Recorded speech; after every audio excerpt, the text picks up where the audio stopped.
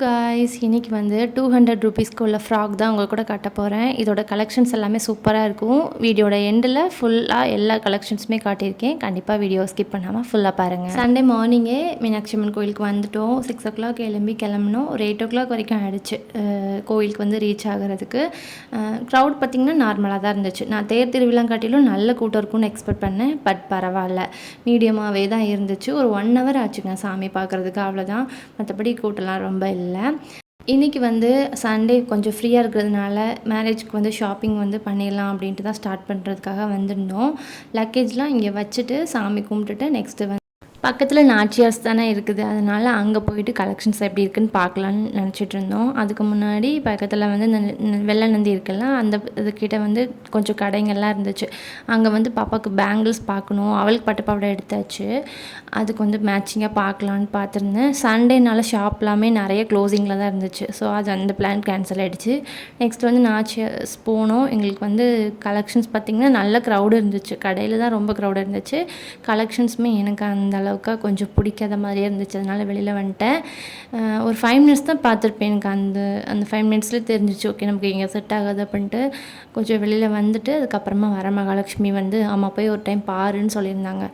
அதனால் அங்கே போயிருந்தோம். அங்கேயுமே எனக்கு கலெக்ஷன்ஸ் வந்து சரி வர மாதிரி தெரில. இதுக்கு வந்து ஒரு பெரிய வீடியோவே நான் ஷேர் பண்ணுறேன்.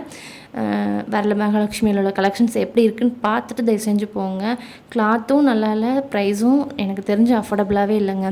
அதுக்கப்புறம் நம்ம மதுரை மாட்டுத்தாவணியில் இருக்குல்ல, அங்கே வந்து சிவா டெக்டைல்ஸ் வந்து ரொம்ப ஃபேமஸ். நானும் நிறைய யூடியூப்பில் வந்து ரிவ்யூஸ் பார்த்துட்டு தான் அங்கே போயிருந்தேன். கலெக்ஷன்ஸ் சொல்லணுன்னா இதை விட பெஸ்ட்டு கடை எங்கேயுமே பார்க்க முடியாது. அந்தளவுக்கு சூப்பராக இருந்துச்சு.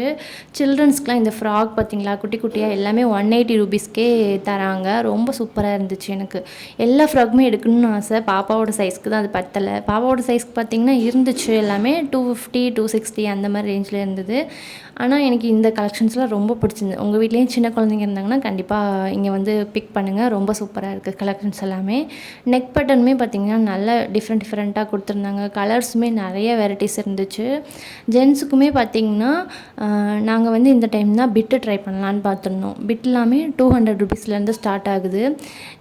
சிவா டெக்டைல்ஸ்குள்ள கலெக்ஷன்ஸ் எல்லாமே தனியாக ஒரு லாங் வீடியோவாக நான் உங்கள் கூட ஷேர் பண்ணுறேன். நான் ஆர்ச் ஸ்கூலில் தான் சேர்த்து ஷேர் பண்ணுறேன். இது எல்லாமே 200 தான். அந்த யூனிகார்ன் போட்ட ஃப்ராக் மட்டும்தான் 400. அது வந்து எனக்கு ரொம்ப பிடிச்சிருந்தது. என்னோடய ஃப்ரெண்டுக்கும் குழந்தை பிறந்திருக்கா, அவங்களுக்கு கிஃப்ட் பண்ணலான்னு சொல்லிட்டு அதை மட்டும் பிக் பண்ணிட்டேன். இப்போ நான் காட்டுற எல்லா காட்டன் ஃப்ராக்குமே 180 ரூபீஸ் தான். கண்டிப்பாக ப்ரைஸ்க்கு ஏற்ற ஒர்த்தான ஒரு கிளாத்தாகவே இருந்துச்சு. இதுக்கு கிஃப்ட்டுமே காம்ப்ளிமெண்ட்ரியாக கொடுக்குறாங்க நம்ம எடுக்கிற ப்ரைஸ்க்கு. அப்புறம் தோசை, இட்லி எல்லாமே என்ன ஃபுட்டு வாங்கினீங்கனாலுமே இங்கே 50 ரூபீஸ்க்கே கிடைக்கிது. மொத்தமாக 4-5 ஃப்ளோர் இருக்குது. வந்திங்கன்னா எல்லாமே ஷாப்பிங் பண்ணிட்டு போகலாம். சூப்பராக இருக்கும். ட்ரை பண்ணி பாருங்கள்.